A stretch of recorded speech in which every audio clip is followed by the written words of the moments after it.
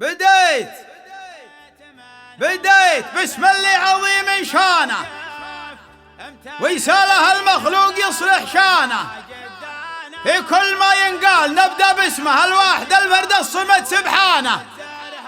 يلا طلبتك يا مجيب الداعي، يسر لنا جزل الشعر واسمانه، في واجب الصوت الحزين الخايف اللي دعا من داخل الزنزانة، ويقول تكفى يا عريب المجنى، عيني من صدوف الزمن سهرانة، بلان يالله بابن عمي بلوى إلين صارت خطوتي حيرانة.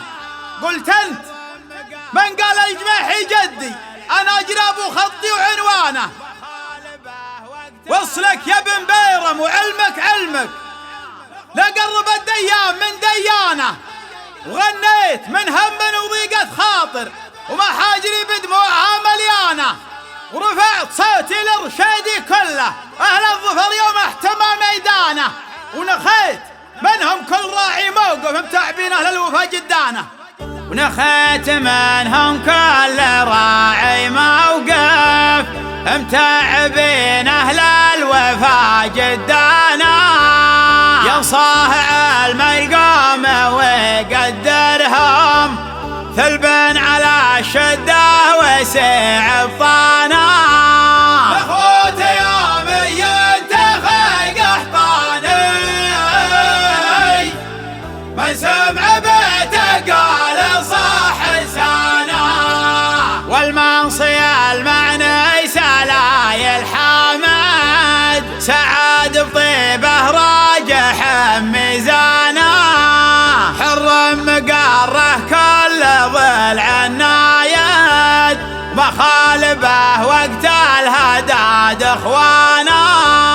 اخوتي يوم ينتخي قحطاني، تكفى يا مهدي بيته قال صح لسانا، وانخال عمره صدق واحد نخوة صويب في يد عدوانا، وانخال جبران الجبال الشماخ، وكلن يقول الحق عندي عانا.